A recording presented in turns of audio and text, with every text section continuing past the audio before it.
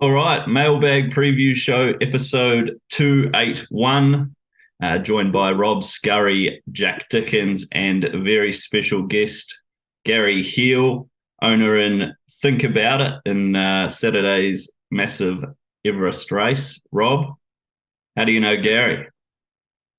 Gary's regular at the track. Good man, keeps me supplied with little Croatian sort of glucose fruit pastels that are fantastic. Astute judge, mounting yard, looks at every race, doesn't bet much, got more discipline than me, a very astute man who, I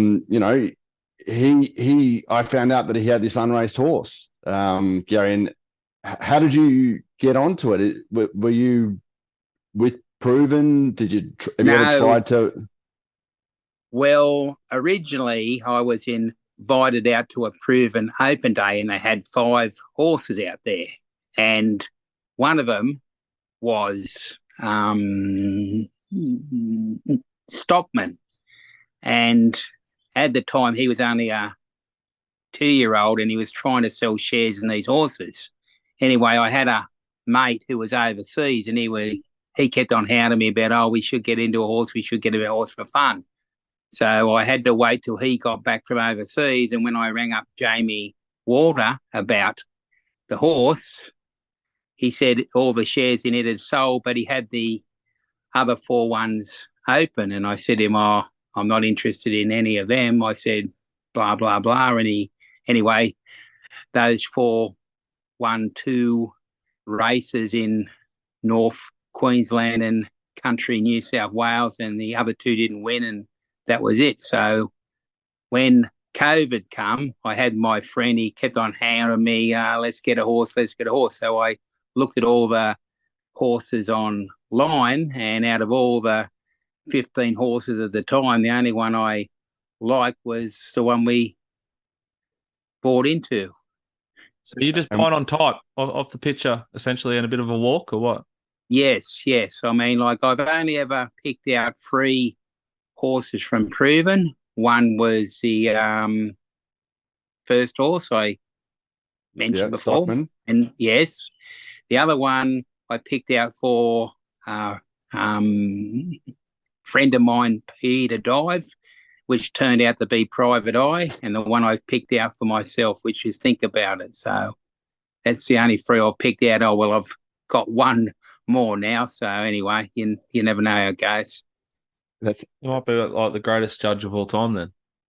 Well, when Private Eye was walking around, he had two horses there. He had one out of Sebring that ended up being called Off Limits, and he had this Private Eye one, and they were both the same price, the actual time. But the one out of Sebring, I just didn't like it all. It walked funny. It had a bad action on it, and I just said, nah, this horse is no good. Well, it ended up continuing breaking down, and then end up died in the end. So I think, out of well, the two, I think I picked the right one for my friend. It's yeah, Peter Dive, who I'll be racing against this weekend. So anyway, yeah. I know, Peter. You often ask me for a tip. Just buy the bloody service, Pete. Come on, mate. It's only 10 yeah. bucks. Oh, like you Uh, should have plenty. He's got plenty. He was pretty happy about getting over the top of me when Overpass couldn't hold on for me the other week. And were you into the breeding? What did you think you were buying? And were you happy when the horse was like 4 years old and unraced? Were you any thoughts of giving up on it? Oh, well, look, what happened is I don't go into the breeding. All I do is I just look at the horse's parade first, and then after, if I like something, then I'll look at the breeding and all that sort of stuff. But when he had his back hock injury, he'd been out in the paddock for about 9 months, and I was thinking, oh, this thing's just, it's no good. And anyway, I ran into Joe Pride one day at Randwick, and I just said, oh, look, Joe, I don't think this horse is much good. I said, next time you have some more, let me know and I'll buy into them. And Joe Pride at the time said, Gary, he said, don't give up on this horse. He said, I really like this horse and I think it's going to be pretty good. And then, like, at the actual time, walked away and thought, oh, yeah, I bet you tell that to all your owners, keep them out. Just sort of laughed and thought, no, but in the end, Joe was right and I was wrong because I was thinking, oh, this thing's never going to race. Because he did have a lot of problems, but, Joe always gives them heaps and heaps of time. And I think if he didn't do that, well, the horse wouldn't be racing. It would have broken down and that would have been it. So he's a great trainer. Oh, I think, we all agree on that, don't we, boys? Yep. I think he's the one of the greatest. I think he worked with John Sires there for his apprenticeship, and he's one of the great trainers of the world. There's a good Joe Pride thing on the Wolf Den. Does an interview. Okay. It's good. Okay. I think you got yourself a freak, Gary. Like, I've been lucky enough. I've been talking about this horse for a while, and on social media, and it's got an attitude like I haven't seen. It reminds me of maybe Sunline in the term its competitive sort of nature. I think it is a real sort of prize fighter. You've been sending me these updates, and the word is he eats 30% more than anything else in the stable, yet he still looks like a stayer and remains kind of, he's got this big front action that suggests to me that he's going to get out over a mile. And what do you think, Gary? Were you happy with the choice to go to the, to focus on the Everest this time around? Out of the 20 owners, I was the only one that voted against it because I believe he's a 600 to 2,000 metre horse, and I had self-interest in it because I'd already taken the 50 to 1 box plate, so I was quite after to Joe, because he had a long preparation and was racing in Brisbane, he wasn't going to set him for any of those races this year. So he was happy to have the free race program and then tip him out for the autumn when he plans to race him over 1,600 plus to see what he can do then. So I thought, that's okay. Once again, Joe knows best, and with this horse, I think you've got a live chance, Gary. Like, he's drawn perfect. I'm not sure, Jack, if you've done any work on the race, but he'll ping the lids, and he might get one out, one back, and there might be horses with quicker turn of foot, but I don't think there'll be many horses with bigger will to win in the race. So I think you're in it up to your eyeballs. The betting suggests that. I guess no need for you to have a bet on him tomorrow, mate.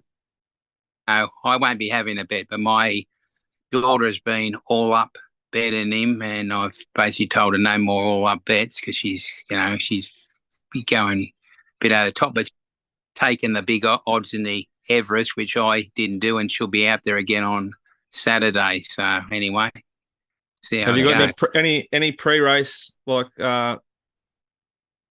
habits, rituals to sort of keep everything sweet? Just control things you can control to make sure you don't upset the juju. The only thing I do is I just have the proven thoroughbred. That's all I have. That's the only thing I've kept all the time. It's just the ordinary plain proven thoroughbred cap, and that's my lucky charm, I guess. But, they all get beaten, so it's just luck in running too, you know what I mean? But I'm just hoping he gets a similar run to his 2 Queensland wins, I hope he's just off the pace and coming around and starts coming into it, because I think over the last 200, I just think he'll finish hard. Are you a big drinker, smoker? No, I don't drink much, and I definitely don't actually smoke. So what are you going to do to calm the nerves then? I don't really have nerves, tell you the actual truth. It doesn't really bother me at all. I just know if he gets luck in running, he should run well. I mean, I don't underestimate any of the others quality in the race, you know what I mean? Like, it's just like it basically gets down to luck in running. He's got a great barrier from where he is I think there will be other horses that will be not far behind Overpass, because I think if he gets cheap sectionals in front, he'll be hard to run down. I think, I don't think he can be run down if they let him get away with cheap sectionals. And with alcohol free in the race, I think it'll be right behind him, pushing him, you know what I mean? So for the other runners. And then you've got Uncle Chris with Shinzo, who was wasn't there to win the way it was ridden in the potential grand final, now drawing 653 kilos. What's going to happen. Shinzo will be midfield or better. The one that I'm sort of worried about of the 3-year-old is the other one, and I hear it's got blinkers on for the first time. So Cylinder. Yeah. Yeah. I'm coming around to both Godolphin. I think that they're huge chances. I thought, Jack, you've got a huge opinion of In Secret. She's been ticking along really slowly this campaign, and if she might not. I watched that interview on 528 when they were all on the Jackson, and they had James Cummings on with James Heron, and he said that if it's not on Saturday, maybe even the start after, In Secret's is building towards a huge performance. Zach Purton, last time he came to Randwick, he did one of the greatest rides of all time to get Imperatives beat, which was bad for the service. But anyway, moving on. Well, thanks, Gary. What was it? What was the boat like when they did the barrow draw? What was that experience like?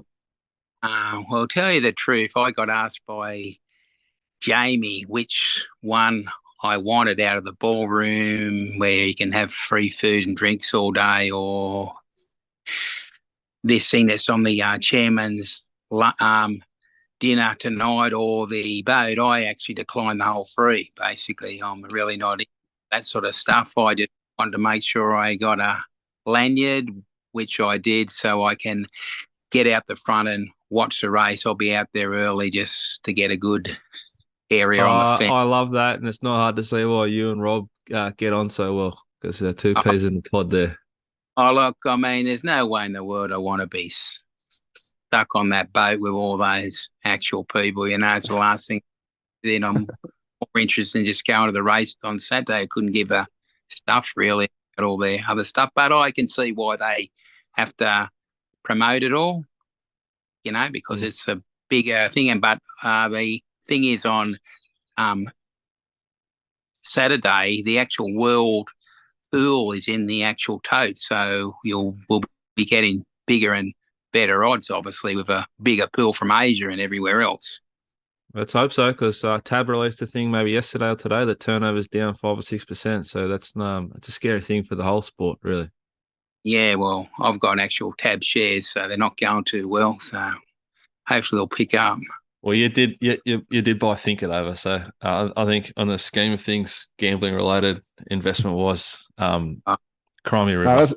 That's only think about it. It's only his second best. He's got in early on Afterpay. Gary, tell him that story.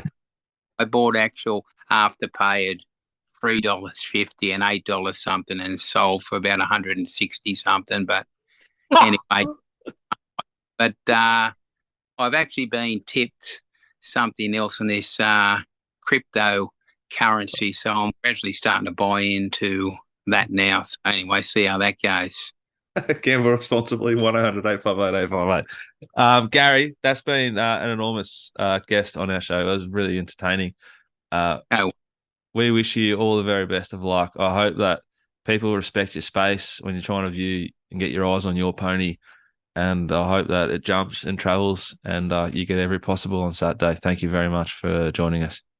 Yeah, no worries. Well, anyway, my owner's ticket on Saturday, so I'll be able to get a pie and chips off the ATCs to me. God bless you. Good luck. Cheers, all Gary. right, thanks. See ya. What a man Gary was.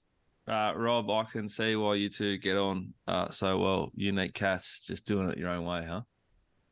Yeah, Gary, he's a contrarian. I tried to give him that Cepheus the other week, and I'm not sure he backed it or not. But yeah, he's a man with his own mind, and great judge. might be one of the, as you said, incredible judge. We'll bring him along to the sales, eh? Oh, all the help we can get. John, what should we do now? Should we actually preview some races? We will. We'll just briefly touch on the tips from last week. Jack's not showed up to the show, but he's burst himself back onto the scene with a Stretton Angel at $8.35, Betfair SP. Rob tipped Macarena at about 11s on the show, I think. Started $5.11, but that's okay. Take the SP, yep. It keeps, sure do, yep. Keeps you in the lead at 85%. Jack jumps to 75%, and I am now struggling behind, unfortunately, but that's okay. What's the percentage? 43%.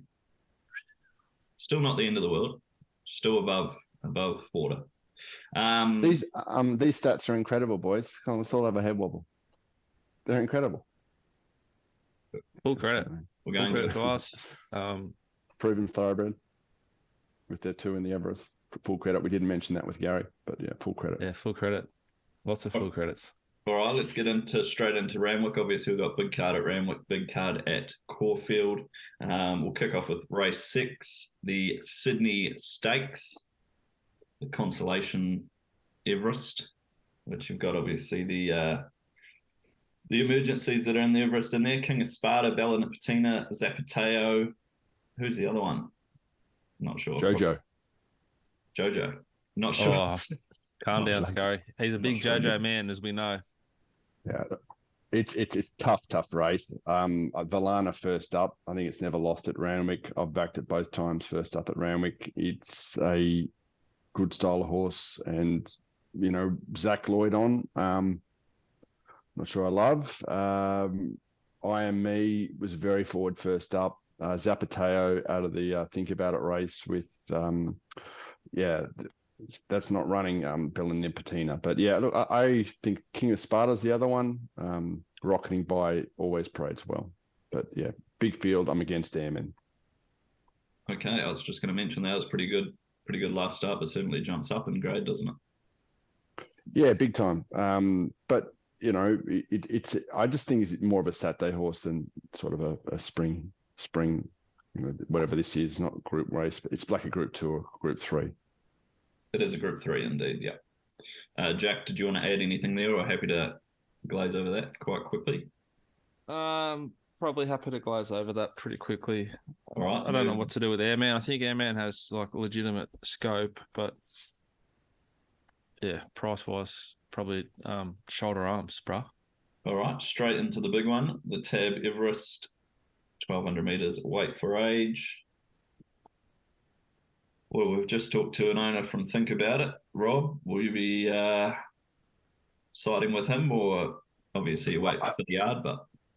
I just like the other week when he won. I just don't think there's much value in him at the price, even though he's going to run a great race. I know he's going to run a great race, but I'm suspect that him at 1,200 against sprinters that have been trained to be cherry ripe for this day.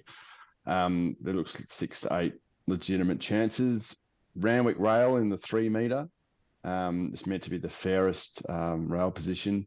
I'd be expecting horses can run on even tempos. So I'm not sure if leading for overpass and even is a question on his class as well. But I expect them to go along even and to quick. So yeah, horse like Think About It should find a lovely spot and be able to build into the race.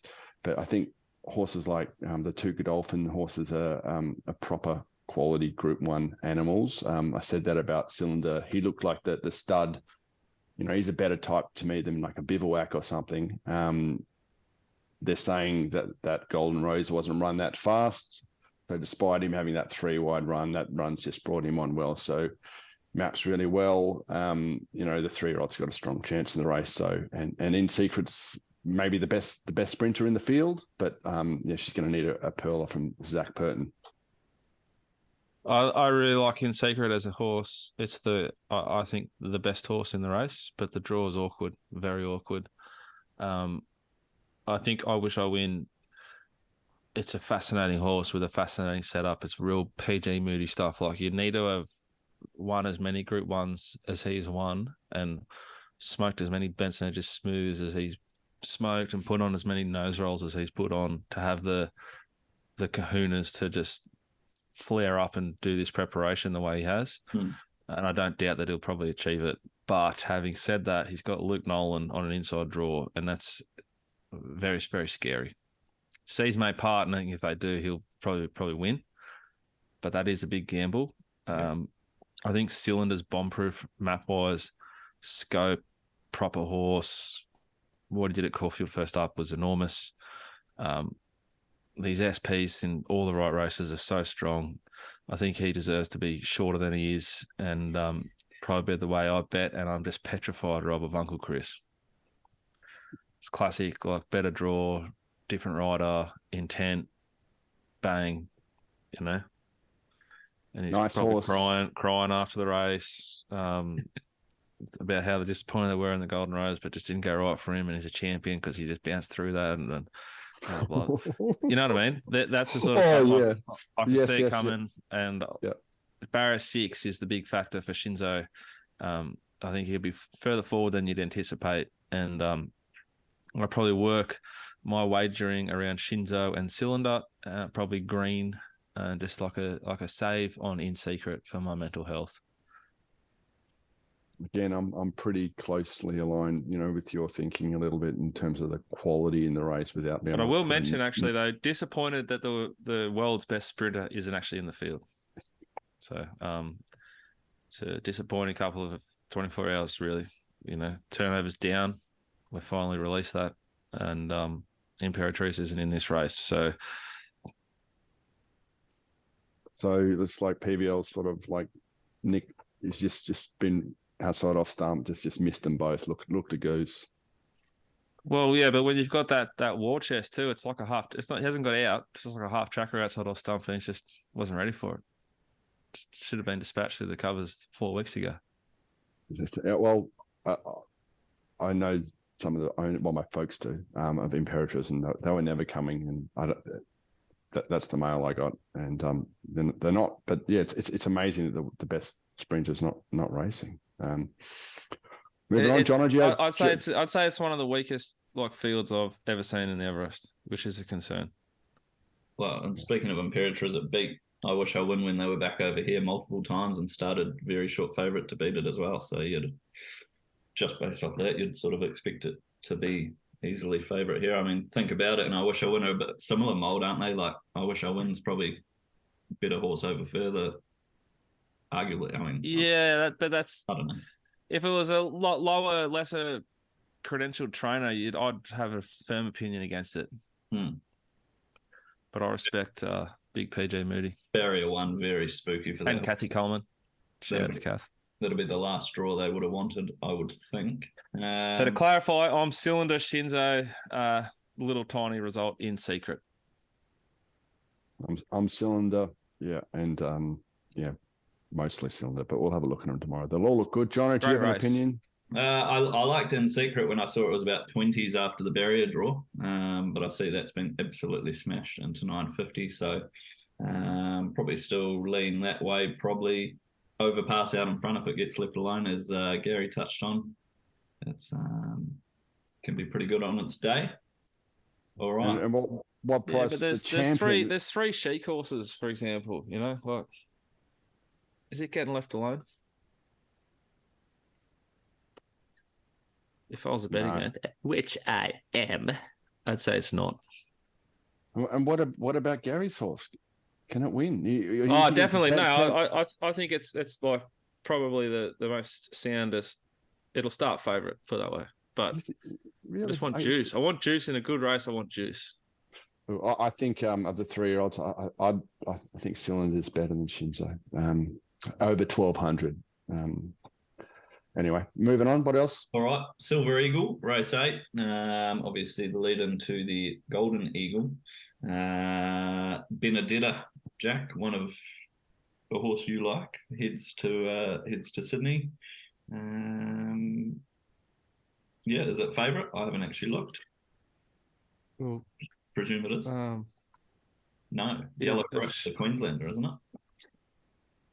Interesting. Well, look, it's a busy race. What do you do with Pericles, Rob? Start there. Where, 300 meters. why didn't it run in the Epsom? What's going on with that horse? I don't know. Now it's run over 300 meters. Look, I think that I always said it was the best type of 3-year-old of that year. And it seems to have gone bang, bang. And I've been an idiot by not following up my earlier thoughts and not backing it for the punters. I think I'm just confused why it hasn't been running.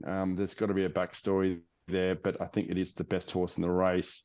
There's this Yellow Brick from Queensland, which has got a World's huge greatest human being steers from the gun barrier with a favourable map. It's hard to knock. Old Yellow Brick.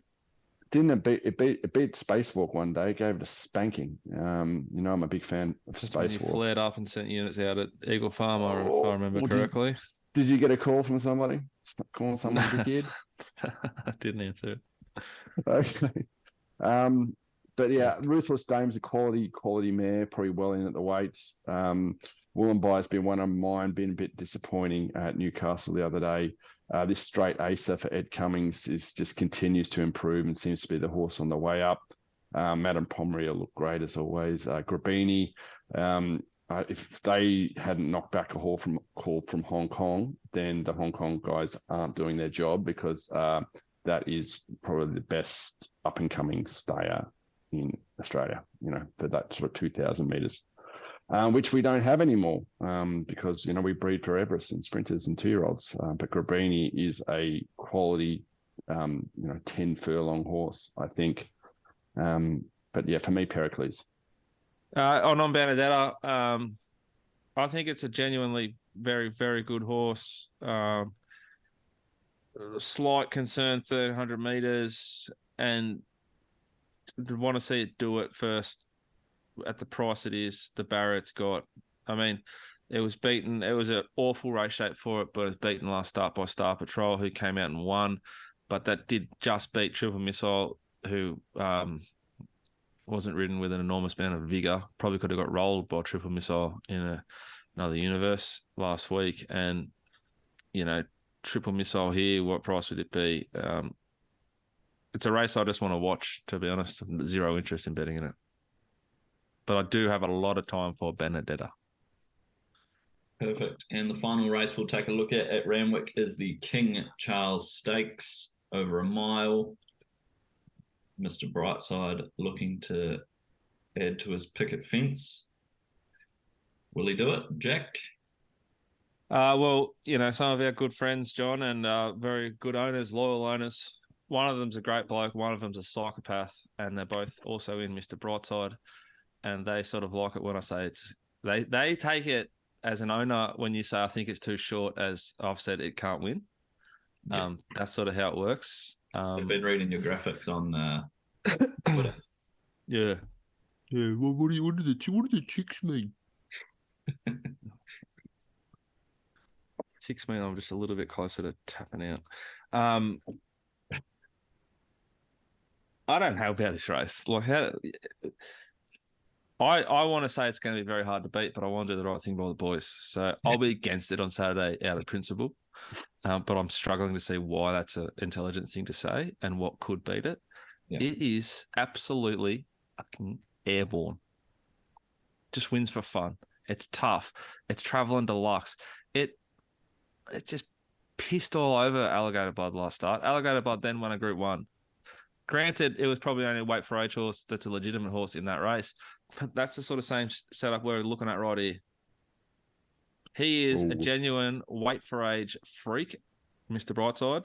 And if you roll through this race, there's a once very good horse, Zaki. Jamie Carr. No, thank you. Its SPs will make it competitive, and the track pattern key. So if Rob's mail's wrong and it is just a mad on pace racetrack, it's a slight edge to Zaki. But barrier 8, Craig Williams, Mr. Brightside, like if it's a mad on pace day, he'll probably have Zaki's back. He's been ridden with intent and aggression from wide draws, all preparation. He's won from 3 wide, no cover this prep, all at the best level of racing. Democracy Manifest goes from an inside draw to an outside draw. I thought he was good in the Epsom. There's a few jockey barrier switches for those horses coming out of that race, which interests me a little bit. But and light infantryman, not infantryman, or not light infantry. Had to name change it. Imagine paying 35 million for a horse and then having to change its name. That would suck. But it's got good ability. It was back like it had great ability. It's a decent race. I look forward to watching it. I think Mr. Brightside will win, but I will not be betting on it. Tricky affair. I'm keen to see this light infantry man. I saw it at when it came for the Golden Eagle, and it looked all legs to me. Its form is superior to our form over this distance, 100%. Mr. Brightside's improved this prep, and as Jack said, airborne. I don't think he's ever been beaten at Randwick. He's won 2 Doncasters. He's looks pretty much bomb-proof. I like the girls more than the boys in terms of fangirl. I've got a lot of time for a tissue over, like the old Think It Over and Zaki, yeah. But yeah, great race. We're fangirl, I thought she'd overcome the bias the other week. So if she's $9-10, I have to have something on her, and I want to see a great parade from light infantryman. And if that, what will you do with Democracy Manifest if it's like they're wide and running on? You might be 100-1 by then. Yeah. Have a 0.5 on for me, would you? But why won't Fangirl win? She's the best sort of weight for age miler in Sydney. 100%. Barrier 2, what's she going to do? She'll be back. That's scary. It is. So is there any... Are they going to go slow? We've got old boy Zaki doing evens. Jamie Carl hates going fast. Hates it. Yeah. Almost allergic to it. I wouldn't anticipate Zaki goes ballistic.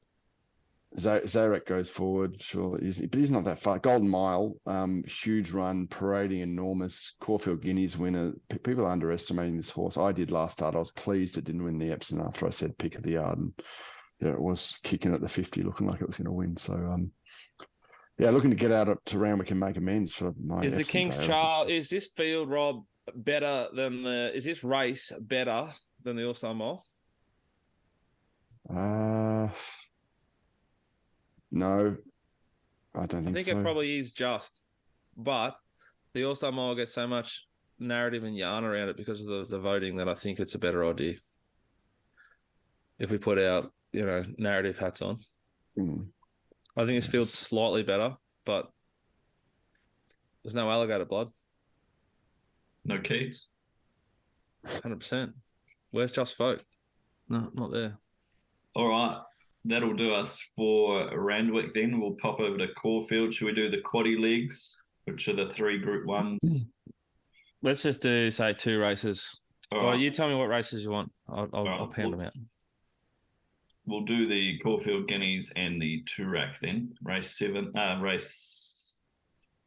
9 and 10. Starting with the Caulfield Guineas. Full prices and a Zoom preview of all races tonight at themailbag.com.au. Buy my product, and I'll go through each and every race in detail, and we're going to bet too. It's a juicy meeting, particularly at the start. Caulfield Guineas. I think that Verdad's cast map-wise, I think Griff cast, that horse has been completely blessed last 2 runs. Limburg, do they try and go forward again? I doubt. Rock Empire's your likely leader. I think V8 gets a suck run from 1. Stapati, Southport Tycoon probably want to show some intent from those decent draws. The longest yard will probably be 3 back the fence. If there's a little bit of a move, which there could be, he could end up getting shuffled out the back of the rip there in the surf and be 4 back the fence. Centerfire gets a good run. King Colorado just needs luck to get a great run. Copacabana jumped in front of them at Sandown. I was on, and he snicked it back to last. Max Payne. Drawing 6 here. I expect a little bit of intent. I think Militarise has to go back from the wide draw, and I hope he goes back and runs a fat race because he's going to tow the horse I want to back right into it. I think Stapati is a fair price. I think Militarized will drift just off the map and never been a Caulfield. It's he's going to have to go around them via the Caulfield train station whilst accelerating, and that's not an easy thing to do. He looks like a freak of a horse. He may well do it, but I think he'll start with a 3 in front of him, and they might clean up a little bit Stapati because he's sort of untapped a little bit. He's handled Caulfield. He's got an enormous turn of foot, and he's got the ability to actually put himself in the race. So with barrier 7, I think that's an edge in the 2 pointy ends of the market to Stapati. Now, I don't think Stapati starts shorter than Militarized, but I think they might tighten up just a hair. I don't rate King Colorado, but the market did last start heavily. They really wanted to back it to win the Golden Rose, and it's drawn to get a decent enough run here that I wouldn't be surprised if they sort of followed their money and had something on. I think V8 gets out to $20+ and needs to be respected. It loses Mellum and gets D Lane back. It's kind of which horse do you want to trust? The one that pissed in off a bad parade and a poor trial first up at Caulfield, or you're looking at the one that went shithouse last time? You do you. I hope it gets out at 20s and I'll just sort of fence sit. Centre Fire and Southport Tycoon both get gun runs and look well suited. Verdad's, I think, a special horse, but this is all coming too soon for it. And with the tricky draw, just awful. He should have won last start and beaten Griff, and he didn't, and that still angers me. Other than that, I think it's thin. Outside of She Light. She Light will get 2,000 metres, so 1,600s on its ear. It is absolutely airborne and savaging the line. Mark Zara sticks. I think he's drawn perfectly because he's got no gate speed. He's going to be out the back anyway. But just coincidentally, he's got the race favourite and the Golden Rose winner next to him in the stalls. I think Mark will go forward if Joe went forward. I think Mark will just sit on Militarized and hope to peel off him at the 200. And if the horse is good enough, it's good enough. And at the price, I'm happy to find out. I love She Light in the Caulfield Guineas. All right, and you said that's pretty good. I just made that all up right then. I barely looked at it. That's all in my head. You said there was a bit on the show, bit of rain around. I've mapped the race. But that's what I think of the runners. I've priced the race. I'm not even sure if my prices correlate to what I just said, but I'll manipulate them so they sort of do by the time I publish them. But there's rain around today. It is pissing down more than predicted. You got to be very careful. It's like, what form do you trust? Which weather app do you trust down here? What are they tipping us tomorrow? So it's gotten a bit heavier today. There could be 15 mils in total today. Tomorrow, 0 to 2 mils. Saturday, 0 to 2 mils. So I think the track will race perfectly. I think it'll get back to a soft 5, a good 4 off that prediction. And this rain today will probably be a phenomenal thing for the track. It'll make it nice and fair, and you'll probably be able to run on if you're good enough. Rob, any thoughts here? I think Jack summed it up. He didn't talk about. I caught a bit of .com the other night. They were interviewing about Wolfie. He looked like a sort of a miler type. Maybe it's more of a handicap I think horse. he's a phenomenal trainer. I think Blake Shin probably the most informed rider in Victoria with an enormous ability. 21 and 14, if you don't mind. I think barrier 11 hurts him. I think he has to go back, though Blake doesn't like doing that. And I just don't think he's as good as some of these horses that have been aimed at this. Wolfie's been up for a fair while. There was talk from Nick on racing.com after it won at Flemington that there might be it for it.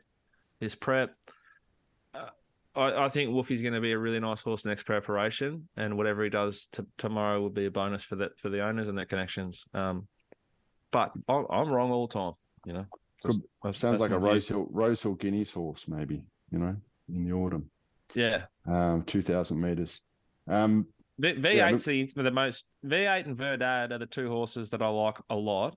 I really like Verdad, but I just think it's too quick for the horse. And V8. Like, if he goes shithouse, which the market's saying he will, I'd love to catch him first up next prep at 30s in a good race. Yeah.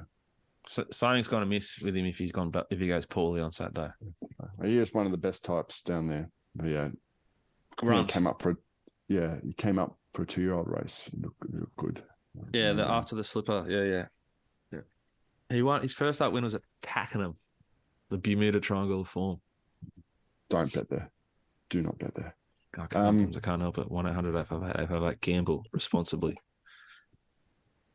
All right. Turak, indeed. If you owned a cigarette company, Rob, would you start advertising again? I think the government's outlawed that, haven't they? Well, can't they just put the same sort of stuff on the back of it like the bookies have to? Nah, look, cigarettes are gone. The government wants 80% of the fucking, ticket price or whatever it is. 95% is taxed to hell. What do you think of this Turak? Correct. I think it's a great race. Like a really, really nice race. I think she's too short, Amelia's Jewel. I think I'm going to lay her. And basically, here's why. She's yet to do a number in Victoria that says she's a lot better than these horses, and she's drawn awfully. She's on a Cox Plate potential campaign, but they seem to not be very sure of what they want to do. I anticipate no intent. I anticipated that last start, and I was wrong. And if they didn't show intent, it would have got beat. I think D-Lane's the best rider in Melbourne. I think Blake Shin's the most informed rider. I think D-Lane's the best at the moment. And it scares me going against him on wide draws because he's the best at it. I just can't get her to 220. I can get her to 280, 290 with a bit of work, but I cannot get her that short. And I wouldn't be surprised if she drifts slightly. I think Pinstripe's a stupid price. Pounding's a stupid price. Attrition is a ridiculous price. Bo Mertens might win a Group 1 on Saturday on attrition. It just needs a bit of luck. God, they would be just so shitty with the barriers it's been drawing. If it drew 7 or 4 here, it'd be a $10 chance. Pride of Jenny, like, how is it 5 times the price of Amelia's Jewel? They sat outside each other and it just got over top of it. Like, I don't know. I just don't understand that at all. Like, it's got 52 kilos, drawn barrier 5. You know where it's going to be in the run. It could well be a mad on pace day at Caulfield. It can throw up a bias. Stupid price, I think. 5.5 kilo swing in Pride of Jenny's favour there. A ridiculous price. That's what I'm saying. 4.5, sorry, 4.5. It's a significant amount of weight. I think Antino's unders, the barrier's putrid, and I'll be against it, but it will be put into the race. And if you lay that, you'd be petrified for a while, I think. I think it's a good horse. They back the Inevitable to win the Epsom, and it's $14 here. And then Amenable Wirramoo Pin, Billy, it'll get out to 25. It'll touch 30s bet fair, I reckon. And it could win. Like, it had the grouse form at the start of its prep. It had one bad run last start where it started at $1.80 or something, or maybe even shorter, and now it's no good, apparently. That's called recency bias. And the horse down the bottom that you can just, like, the little horse whisperers there in the colt getting all giddy about this potentially winning is Charterhouse. It comes through the same form lines as the horses we were just speaking about in the Sydney sprint races. So it ran behind Star Patrol in that brutal tempo. They were petrified last week of running against Tamerlane and Just Folk, and rightly so. They left us alone. But here they are, Barrier 2, Jai McNeil. It's going to get a sucky little run. You just need to pray that sees part for Jai, but it's not a $51 chance in this race. I'm going to get right around Amelia's Jewel. I'm not going to be back on Antino. I'm going to have a good position, Pinstripe, Pounding, Attrition, Pride of Jenny, tiny win, and a big fat result on Charterhouse. All right, perfect. Average price I'm taking is like 25 to 1. Okay, you could say that runner. 220 is too short for a Turak handicap. You know, it's a race where was it I Wish I Win that got rolled at short odds in this race last year? Pretty sure you're right. Yeah, that was right. I laid it. I laid it from like $3 and it started like $2. It was one of the worst. It was bad. I was wrong. Got it was a disgrace. And luckily though, it got beat. All right, just quickly, Hastings. This is the Kiwi tip of the week. Hastings race 5, number 3, Adam I Am, runs in the Levante Legado Silks. They've got another good one. It's had the 2 starts, one its maiden last start, very, very comfortably, without being asked for any sort of effort. Won by 5, and the form out of the race has been very good. So tipping, that'll be my best bet. Rob, did you mention a best bet? No, I didn't. Playing a very straight bat. Very straight bat there, John. What price are we talking, or no price up yet? I think it's about. Let me have a look while you talk about yours. Okay. What's your best bet, Rob? I'm got not much of an opinion about Randwick until I get there. There's going to be some value. I'm going to go with Outlandos in race 1. I think Cleveland will get out in the market, and its run the other day, it loomed up, stepping up in distance. Filthy, dirty, not that good stayers. I don't think Major Bill's come back. Benno. So yeah, I'm going to have something on Outlandos, I think. Craig Williams. $2.50 Adam I Am. Jack Dickens. I want to win this bad.